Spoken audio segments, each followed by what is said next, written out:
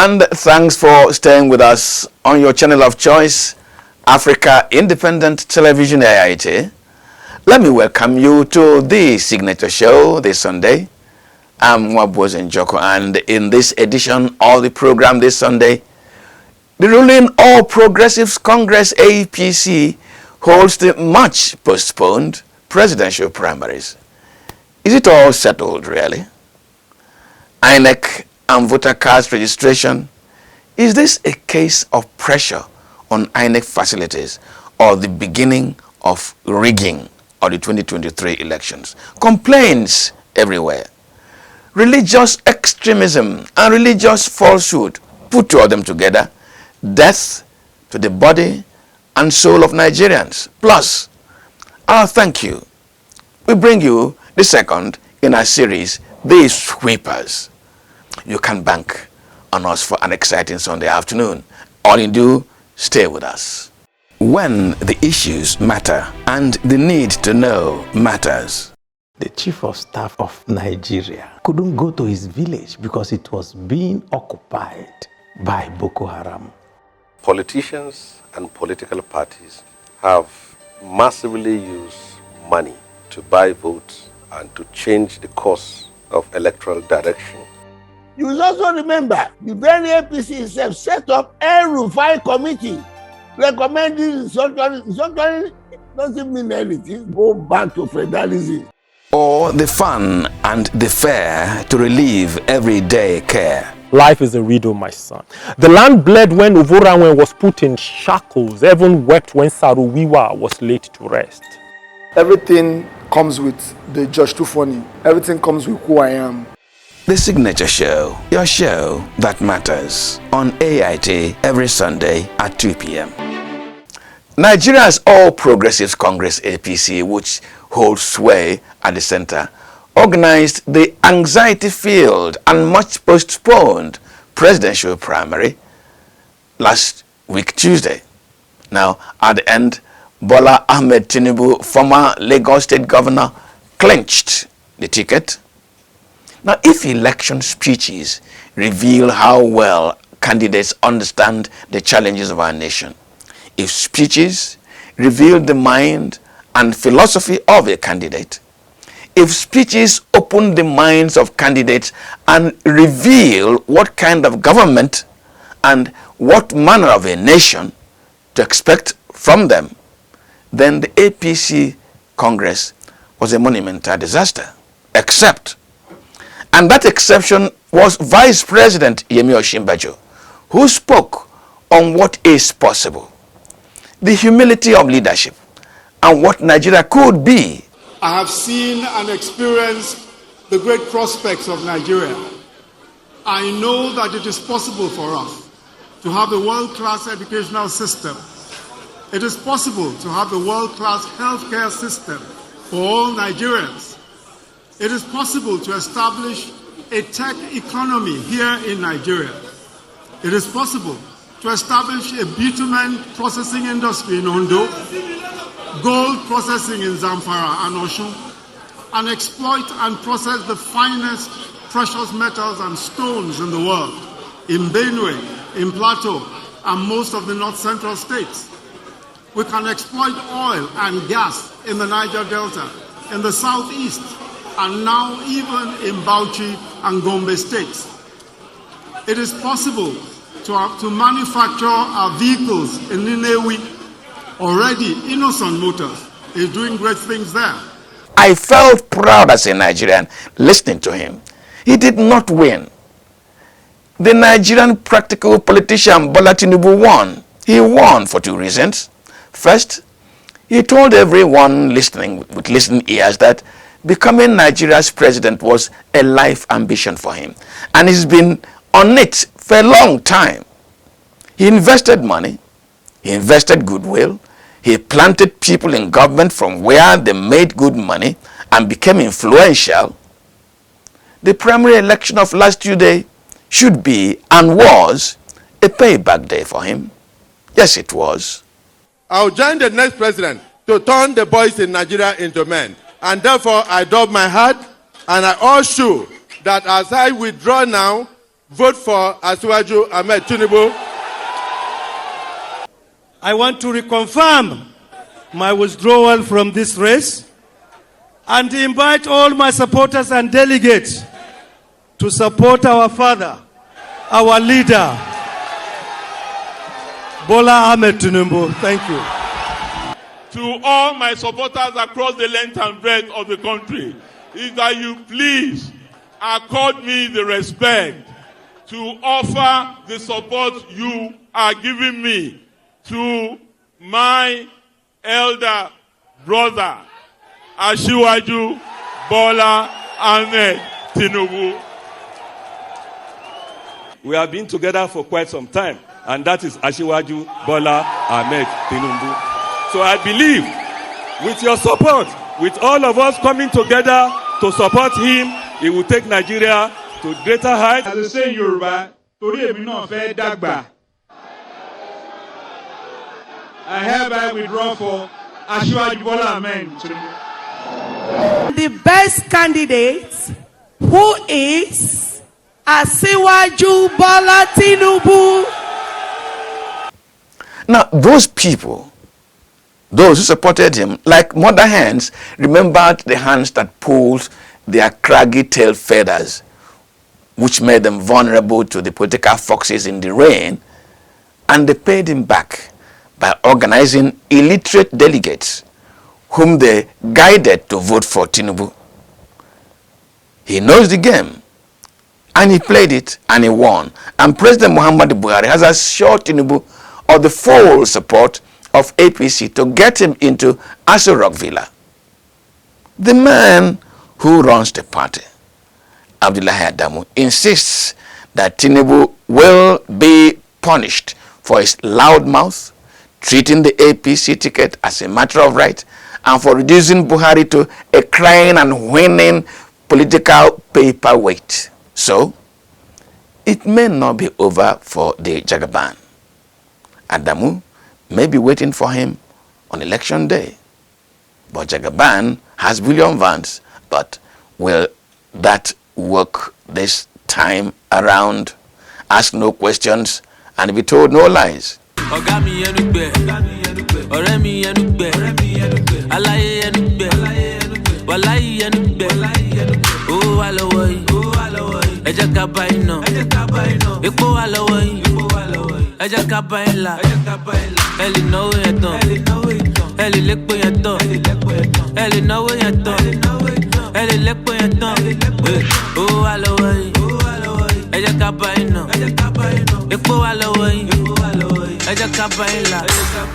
Tony Elumelu, Baba mi Josilu, Femi Otedola, Enomi ni dollar, Asiwaju Jagaban, Ghana must go back, Oba Elegushi, Enomi Kukushi, Asiwaju Tibinu, wọ́n ní mi ò mọ̀ lọ, wọ́n ní kí n yé gbé Ghana must go wá sílé àwọn ní bọ́dí lọ, ọmọ bullion van, yeah.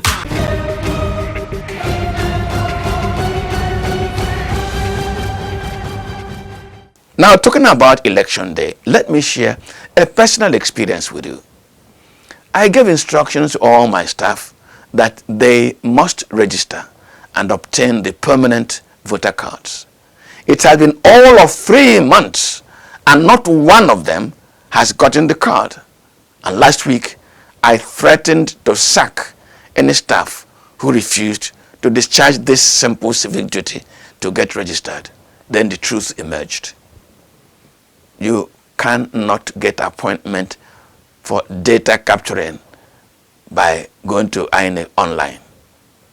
At the physical offices of INEC, you have to invest 2 weeks of continuous visit and being neglected by INEC staff who quickly remind you that other people have been coming for weeks and you cannot expect them not to respect first come, first served. So, as at this Sunday we are conversing, not one of my staff has a PVC.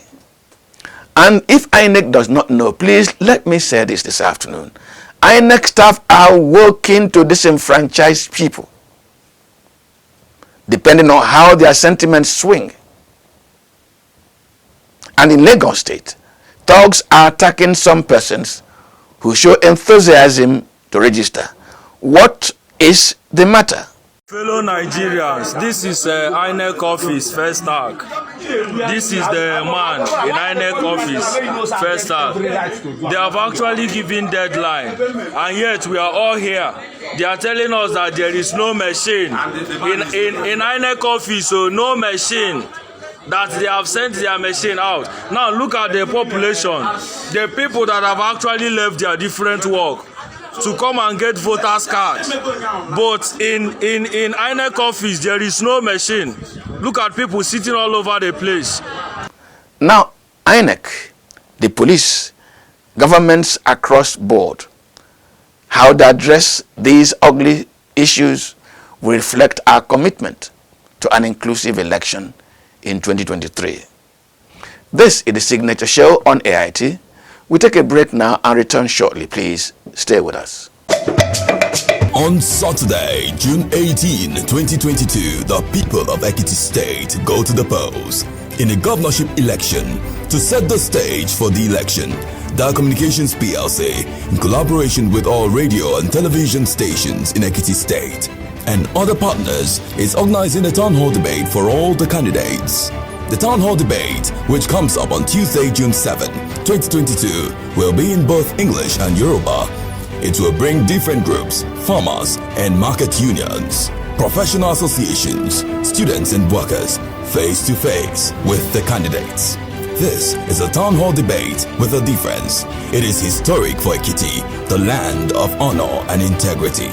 Join us on Tuesday, June 7, 2022 at 5 p.m.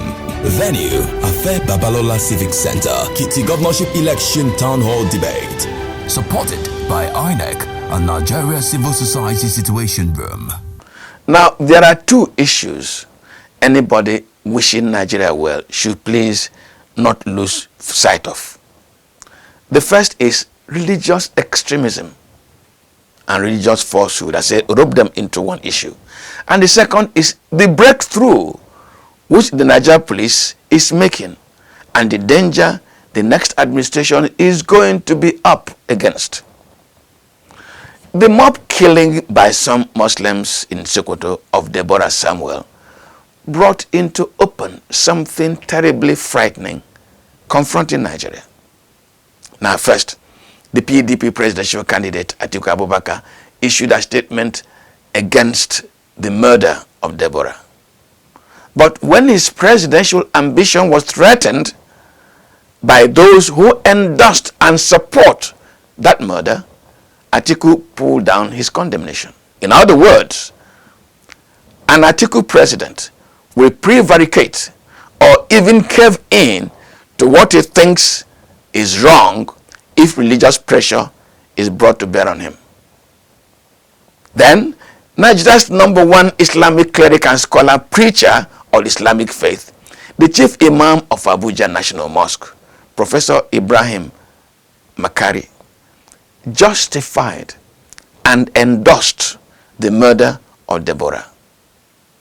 Governor Aminu Tambuwal, a young man whose courage I admire, refused to condemn the killing, even when the Sultan of Sokoto rose in strident condemnation of that animal reaction of those who clapped Deborah to death and set his body on fire. I read the Quran and I studied the fundamentals of Islamic faith in the university. I never encountered Islam as a faith of the heartless and the bloodthirsty. What happened in Sokoto was never the act of the faithful, but that of the hateful. This is extreme religious extremism, hatefulness. But what are the dangers of such a situation?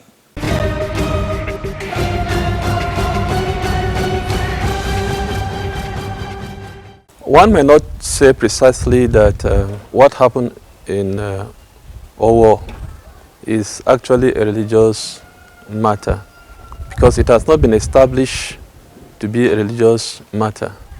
But we know that we live in a society that is full of disorderliness Actually, some of the disorderliness is not actually far-fetched in regard to religiosity, things that have to do with religious extremism. But the case of Deborah in Sokoto could be seen clearly as a religious matter. It is very clear because the people who perpetrated the act did not hide it. They made it clear that she had actually insulted the prophet. And I have personally heard some of the teachers of the Quran, or what I call them, the imams particularly, some of them, in Sokoto particularly, teaching that anybody who insulted Allah or Muhammad, the penalty is death. So when I heard about this act, I remember that teaching I saw on a video of a supposed religious teacher teaching people to kill in the name of religion. So when it happened, I was not actually surprised because I was privileged to have had somebody teaching in that same Sokoto that if anybody insults Allah, the consequences is death. Now, the unfortunate experience here is this. There is no judgment. I am very sure that there is Sharia law. And the Sharia law provides that there should be judgment before any act should be taken. Now, there was no any sense of any judgment in that matter. I think that was where the whole thing becomes very bad. And even if there was to be Sharia law, was it going to be something that will affect even non-Muslims? So these are some of the questions that can actually come up. If somebody was judged outside his own faith, and this same person have law that guide his or her nation, I think it was completely wrong for such an act. It was complete extremism. And there are actually teachers who are also extremists who are teaching these kind of things. And the government are supposed to caution them. But you know, the problem with the government is that the formation of government most of the time is even based on religion ground. Politicians, I have also heard this clearly from the imams, some of the imams teaching that no matter what will happen, a Muslim must be chosen to be a leader. You see, this is a sign of extremism. So when we are choosing leaders based on religious lines, we are drawing lines for religions in political appointment. There is already a great danger in this regard. So I want to say that one of the major problems is that where you have extremism, appointment itself is not based on either you are qualified to be in a position or not. It is now that you are a Muslim or a Christian, you are now being appointed to lead.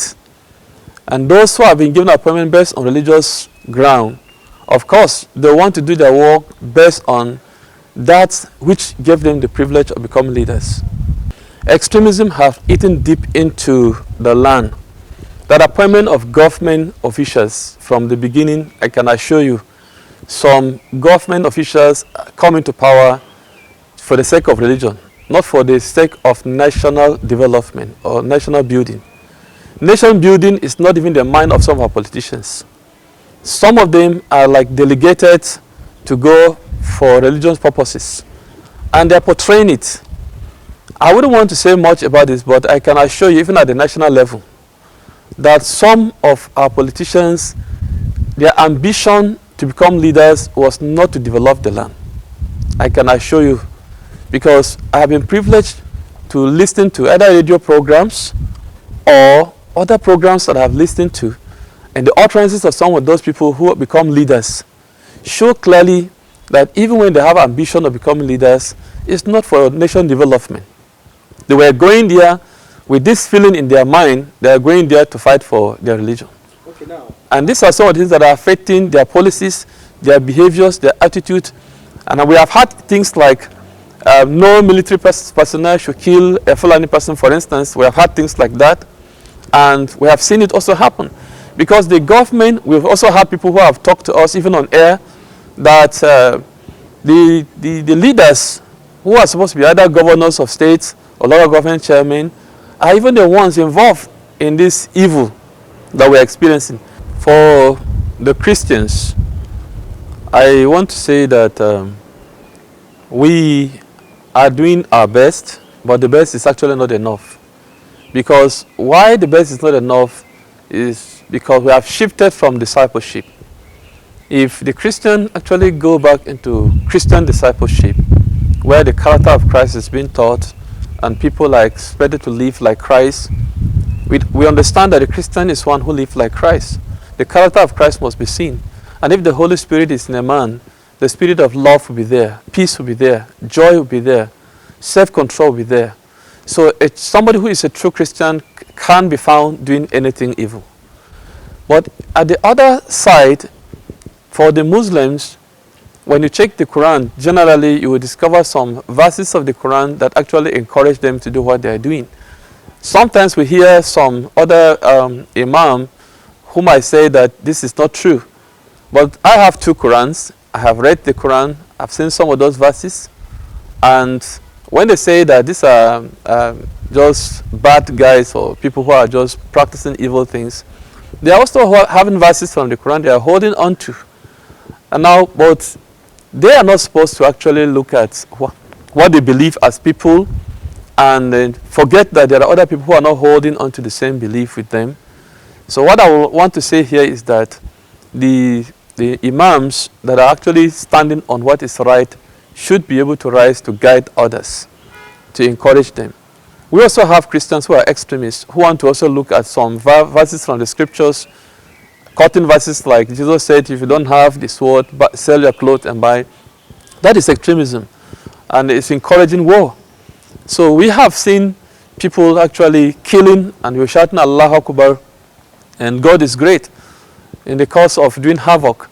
So religious organizations have not done enough. And the reason why they have not done enough is that they are misunderstanding the holy books. They are not actually interpreting the holy books appropriately. So that is affecting the whole thing. And the tension is already there. Hatred is already there because, like you've said, your brother has been killed, nothing has been done. A community has been wiped away, nothing has been done. Of course, one will start thinking about how to defend himself. And these are some of the things that are actually causing the tension and the trouble, that are even leading to issue of people agitating for disintegration. Because you can't live with somebody who is not ready to live with you. These are some of the reasons. And I think the government need to take proactive steps before it becomes late. Because the level we're already going is becoming so terrible. When something like that happened recently in Nigeria, in Sokoto State in particular, even the ulama were divided on their opinions. So actually I'm not competent to speak about the Islamic standpoint on that. If we limit this matter of extremism to religion, or the killings to religion, we're underestimating the whole thing. People are being killed for no reason. Don't even talk about a Muslim killing a Christian, or a Christian killing a Muslim. Muslims are killing Muslims. Christians are killing Christians in the southeast. Muslims are killing Muslims in the north here. So I don't think it is. If you limit it to that, you are confining the problem. We have a much wider problem at hand. People are being killed for no reason, for no offense, and government is not acting. That's the true position. We have lost the capacity to look at problems as national problems. We give them sectional or religious connotation all the time. That was the mistake we committed with the Boko Haram. When Boko Haram started, I think the nation was deliberately divided. The North was accusing the Jonathan administration that it was trying to underpopulate the North. And the Jonathan administration was accusing the North of trying to undermine his government. Until that thing got to a peak where it nearly consumed the whole nation. Even the people in Yobe State at that time thought it was only a Borno problem. But that thing consumed the entire North. You see, I have always suggested that Nigerians and our government should adopt the same approach we made during the outbreak of Ebola. If you remember, Jonathan and his administration did not do anything. It was the whole of Nigerians, Christians as Muslims, say, let's fight. This is a problem, national problem. So they will say, take salt, In 1 week, I think even the international community awarded Jonathan, but he did not do anything. It was Nigerians that that fought Ebola collectively. So you can see now, like I told you, every government of the day will blame its failure on the opposition, and they keep telling us it's the elites. Well, they ought to have gone beyond talking. If it's the elites, fit them out, expose them, punish them. You can't tell me it's the elite you can't keep telling me it's the elite for more than 10 years, but you've not done anything about it. We first of all have to redefine the concept of extremism. If we limit ourselves to thinking that extremism could only come in the context of religion, then we are losing it. With extremism, we have economic extremism, where a single person would steal from the treasury 80 billion. I mean, that is extreme. He should be seen as an extremist. He's a killer also. And where a politician is ready to wipe out an entire community for just to attain power, that is extremism. And most of these issues are coming up because politicians are manipulating the affairs. So I think first and foremost we have to anticipate and checkmate the maneuvers of the political extremists first, because it's the politician that will tell you don't vote Abdulaziz, is a Muslim. You understand? It's the politician that I will come and tell my own people don't vote Chinedu, while we are supposed to be friends. Chinedu and Abdulaziz are not fighting. But I will tell my people in the village that Chinedu, he hates God, he hates this, he hates... and my people in the village who are uninformed would treat you as an enemy.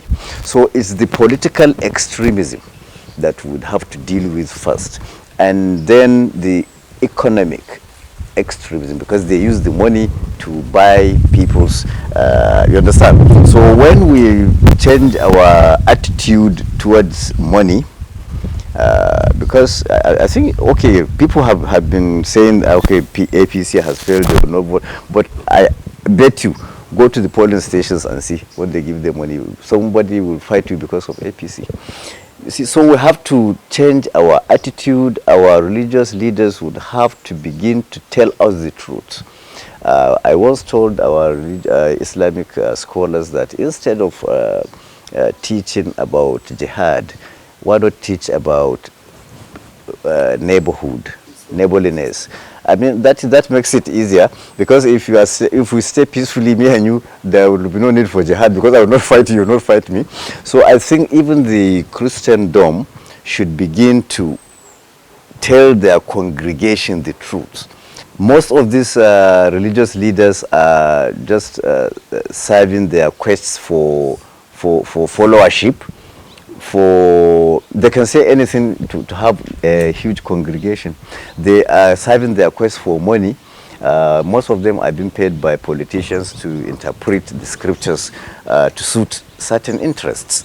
So I think unless we remove that quest for fantastic wealth from our national thinking, we are really going to have problems. And like I told you, I don't think the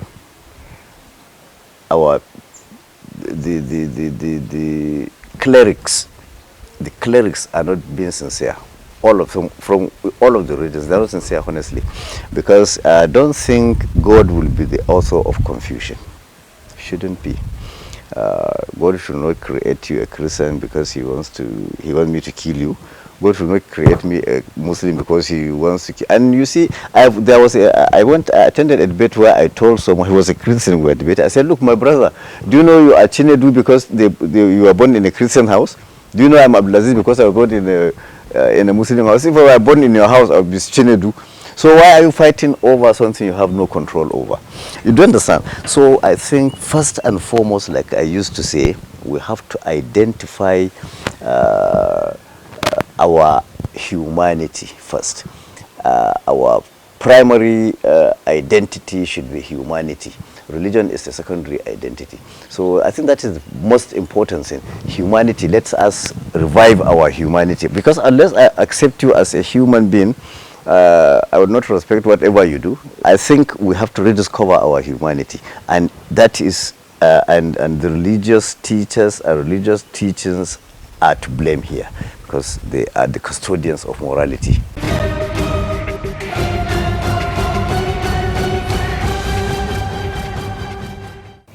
Now, added to the religious extremism is religious falsehood.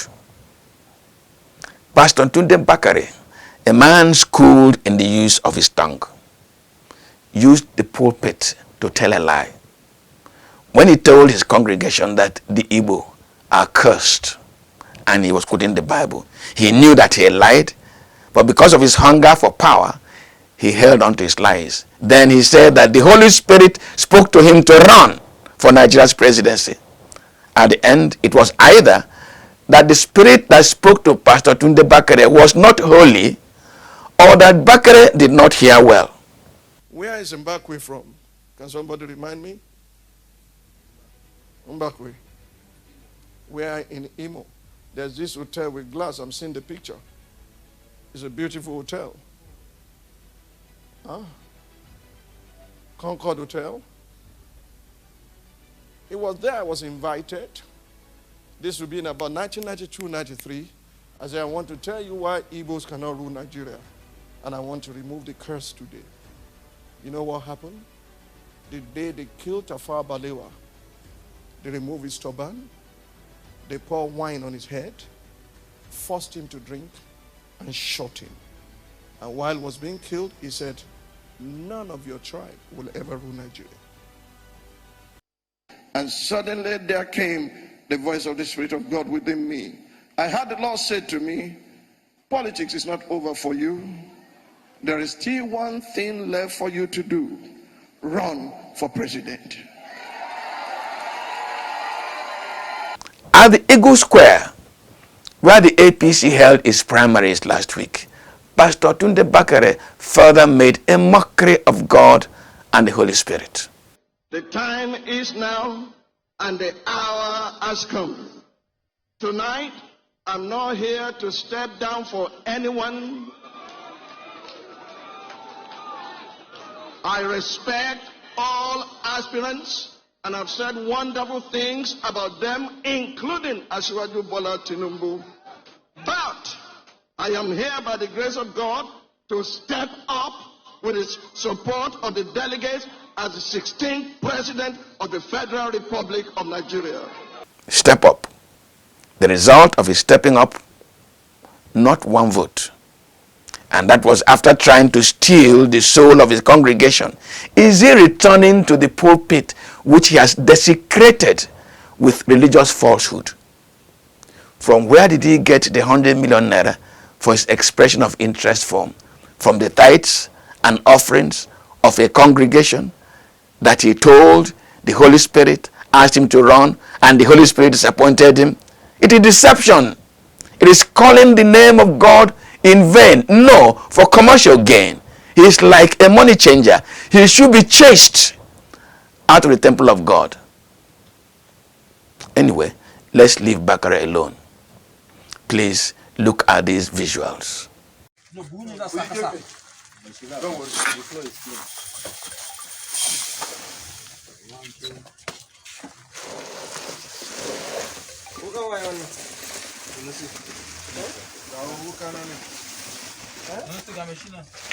Kuringa video.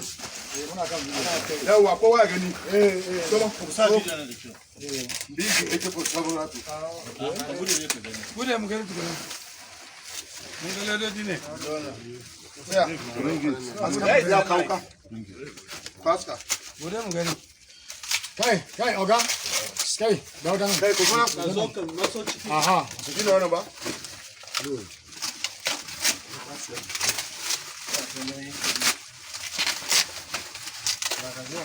See how you use the knife. See magazine. See the magazine. Yeah. This is the magazine. Yes. What's in it?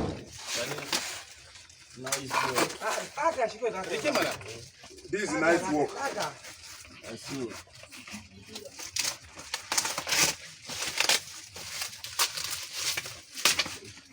This is an excellent job.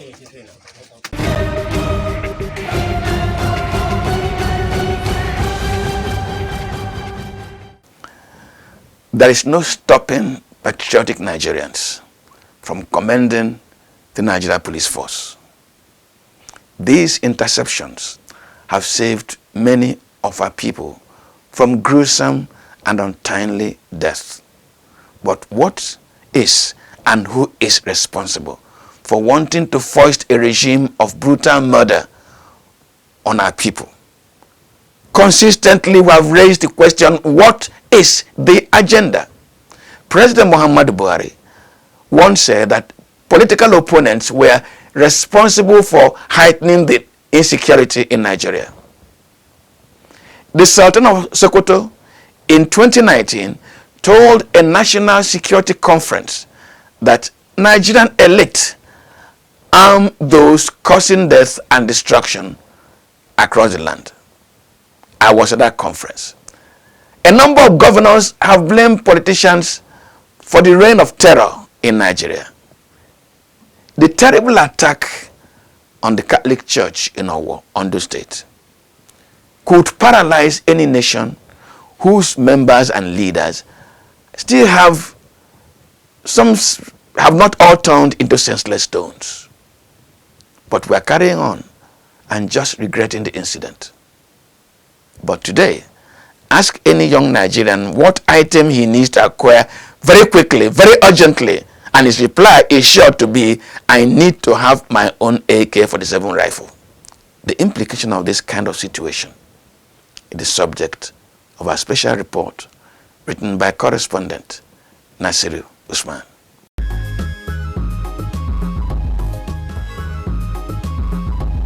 Let's go there. Gama Zampara, dan buro banna. Gama Zampara. Wallahi. Allah nake ba ku labari. Mutuwa su ba su ba kayan su dan buro banna. The issue of insecurity in Nigeria has become a grave concern to all well-meaning citizens. Most of whom continue to wonder how the country arrived at such a state where no one is safe. The problem is escalating rather than abates. Nigerians speak on why there is a reason for them to protect themselves. First of all, we'll start by saying the federal government are trying, but it's not enough. If they legalize the use of weapons by citizens, before they do that, maybe they train these citizens on how to use it legally. I think it will really go a long way to help in the security condition of the country. It's better for the security agencies to still be the gun handlers. Let them sit up to their responsibilities and protect life. They are the ones representing the government. Nigeria is not yet matured to be allowed to be carry arms. It will now become a jungle justice that nobody can control. I would have said yes, though, for each Nigerian to have a gun to actually use it to protect themselves. But people use it as an avenue to commit other heinous crimes which would be illegal to the country. So, as a matter of fact, I would say no in that aspect. Before one could have an access to gun, it would be good if they would be given a license first before giving them a gun. That would be very, very much okay. But they can't just, give it to vulnerable people that's in masses. If they are being given guns in masses, they will use the gun in committing various crimes, which I just stated earlier in my statement. But if only they could give them a license than a gun, that would be so much lovely. Even me, as I am standing in front of you, I will do the same. President Muhammadu Buhari once said politicians were fueling the insecurity in the country. Also, the governor of Imo State, Hope Uzodinma, said insecurity is being fueled by the opposition party in the state. Similarly, Governor Bello Matawalle of Zamfara State has linked banditry and terrorism to some respected and powerful people in the state. If such statements are true, why do the politicians use such a method to get elected into office? And why should the lives of ordinary Nigerians be affected? The kinds of politicians that do that are politicians that are professional politicians. There's a difference between professional politicians and professionals in politics.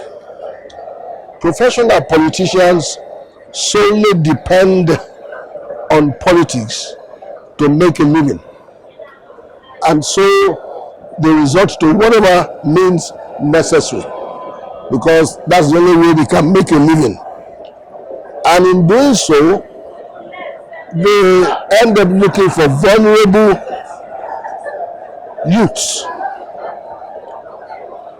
that can be used against political opponents because of their insatiable appetite for power. In other words, when a politician is a professional politician, he has an insatiable appetite for power. He wants power at all cost, because there is no other way for him to make a living. And so it becomes a danger, and he uses whatever tool he can. And because there's poverty in the land, because the government is not doing good when it comes to our economy, and we all know that. So the vulnerables are the youth. They leave school, they don't have jobs. Even the ones that don't go to school are not trained for jobs, but they must feed themselves. And so when these professional politicians reach out to them, okay, because of their vulnerability, they allow themselves to be used. And that is why we have a lot of lawlessness, we have a lot of issues of violence, we have a lot of issues of kidnapping, and everything that is endemic that happens in the nation.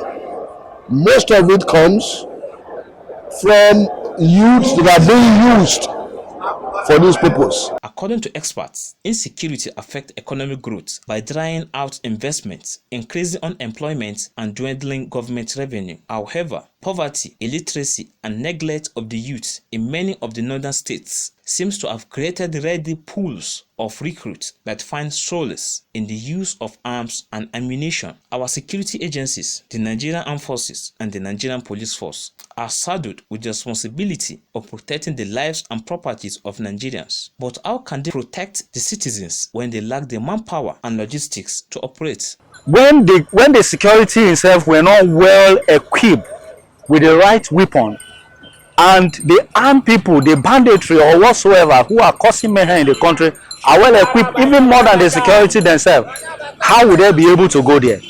I've had a series of incidents where some people will call the police. They say police will start asking, okay, what kind of gun, what kind of rifle are they holding? Why are they asking that? Because you cannot hold AK-47, maybe probably with a 48 ram, and you want to go and face somebody with a magazine, a machine gun. You will not be able to go there. And the reason why they will not also go there, or the security issue, is that you look at it, most of our security men have been abandoned. And why if you are being abandoned, you will discover that you will not have that kind of courage to say, okay, you want to go and put your life 100% at risk, because when you go, your life has gone and your family who is going to take care of. Everything is just gone. One of the many responsibilities of a government is protecting the lives and properties of its citizens. The government must address insecurity challenges, education, and infrastructure. We need to work together to solve societal problems, religious extremism, and peaceful coexistence. As Nigeria is working to the 2023 general election, the government of the day must address citizens on religious tolerance, peace, and unity. The youth must stay away from thuggery, drug abuse, religious manipulation, so as to have a united and peaceful nation. In Abuja, Nasir Usman for Signature Show.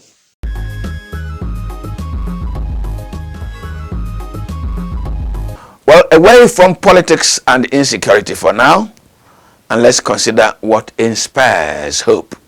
Now, last week, our sister program Corruption Tori was at the Emerald Royal International School in Mpape, in the first step towards establishing the school's anti-corruption club.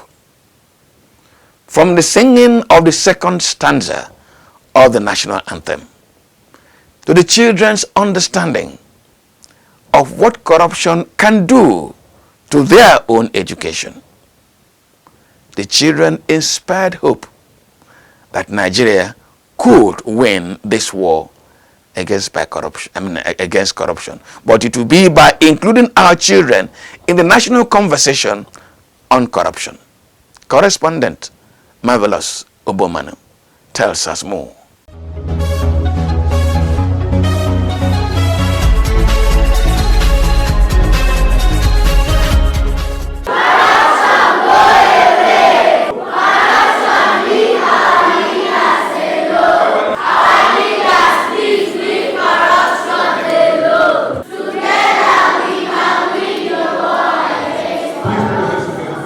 It is only those who do not understand how deep corruption has eaten into Nigeria who will not know that these words coming out from these innocent school children is an assurance and hope that Nigeria has not lost it all in the fight against corruption.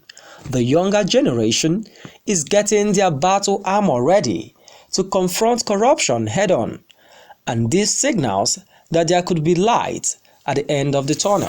In Nigeria today, where there is a public outcry against corruption, those who directly or indirectly face the consequences of corruption only wish for a better Nigeria that is corrupt-free. And it is also interesting that our school children now understand what corruption is, how it affects their individual lives and education.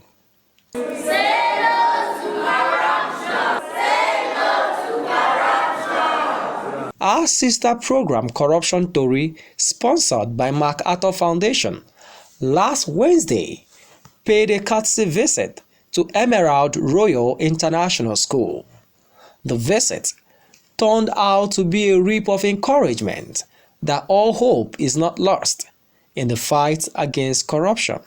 The Corruption Tori team first visited the school principal, Mrs. Perpetua Iheme, in her office.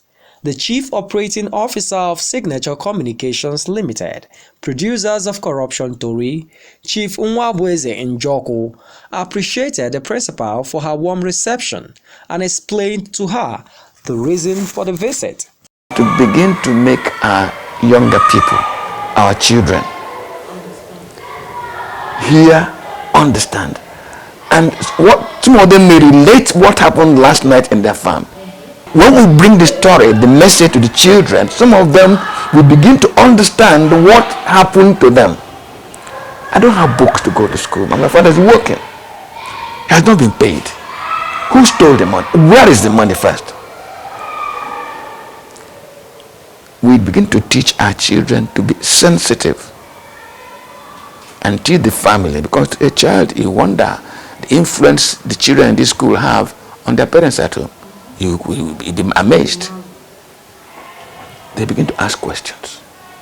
The school principal, who assured Corruption Tori that the intent of the visit will be achieved, spoke on the need to get school children involved in the fight against corruption, saying that most corrupt leaders and public office holders seem not to have been properly trained during their early age. I would say that maybe these are leaders we are not properly educated. That's why we are facing what we are facing today. But if we start with children, as they grow, definitely they will know their right from their left. And this idea of corruption, by God's grace, will subside. And they can help handle it in future, if you ask me. So it's a welcome idea, it's a laudable idea, sir. After the meeting with the principal, Corruption Tori proceeded to meet with the school children, who were already seated for an interactive section. During the session, the children highlighted what they know about corruption and how it affects their personal life, family life, and education. When you did not read your books and you try to copy from the examination, when you grow up and you don't know that exact thing they have taught you because you haven't read your books, it can affect you like you won't be able to get a job that will provide for you and your family. When you did not read your book, when your teacher is teaching you, if you try to cheat, you may be caught in that process and you may be expelled from the school. Corruption can make us not have good teachers who will not learn what we are supposed to learn. Teachers that are supposed to teach us, they will be teaching supposed to pay attention. Corruption can make you not be able to go to school because your parents cannot pay their fee, your school fees. When someone is your friend and the person is making noise, you will not report to the person, but the person that is not your friend, but the person was not making noise, you tell your teacher that the person that was making noise. Corruption is any evil means of using your power to get something from someone. And your friend is making noise, and the other one is not making noise. So you ask the person that's making noise to give you his biscuit or sweet, so that you won't write his name. By the use of your power, maybe you're big, you're strong, and you're older than someone. So you always bully that person, beating the person, forcing the person to bring money for you or do whatever he wants for you. One of the students also gave a closing remark. On behalf of the students, management, and staff members of Emerald Royal International Schools, I want to say a big thank you to you, sir, for the information you have given us and the advice you have given to us. And we also want to say thank you to Corruption Tori for giving us an opportunity to see you here. And we hope that we will see you next time. The event also featured donation of Corruption Tori materials such as books and hand fans. Let us formally present this exercise to you. Many more, so that apart from you getting, your schoolmates can also get. Principal, on behalf of Corruption Tori, MacArthur Foundation, we are presenting this so that more students can get. Thank you very much. The school visit is part of Corruption Tori's school engagement to get students involved in the fight against corruption and also to set up an anti-corruption school club. Some of the schools already visited by Corruption Tori are Junior Secondary School Mpape Abuja and Aikpate Baptist Church Grammar School Iwo, Osun State. Such engagements will also continue in other schools across the Federation. In Abuja, Marvelous Obomana for the signature show.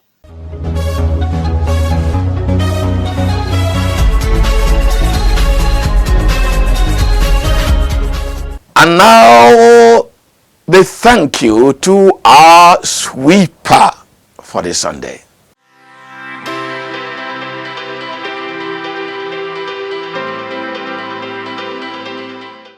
Now you remember that on June the 24th, 1997, one of Africa's most influential musical performers, Prince Nico Mbaga, died in a motorcycle accident. Now while he lived, Nico Mbaga affected entertainment on most radio stations across the world and at parties and weddings in Nigeria. Everybody was swept aside by his song, Sweet Mother. This Sunday, we thank Nico Mbaga for bringing so much happiness across the world with Sweet Mother.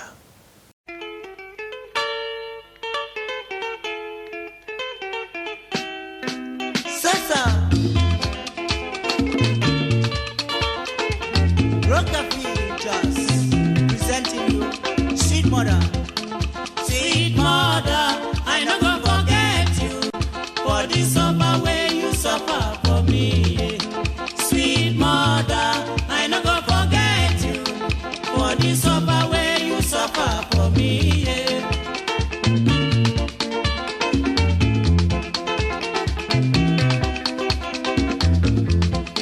When I dey cry, my mother go carry me. She go say my pikin, wetin you dey cry, yo yo? Stop, stop, stop, stop, stop, stop. Make you no cry again. Oh.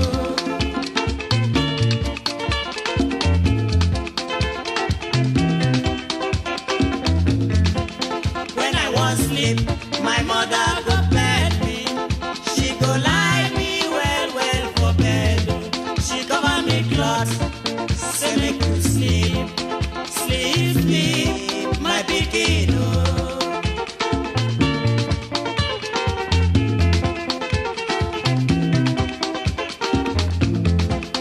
When I dey hungry,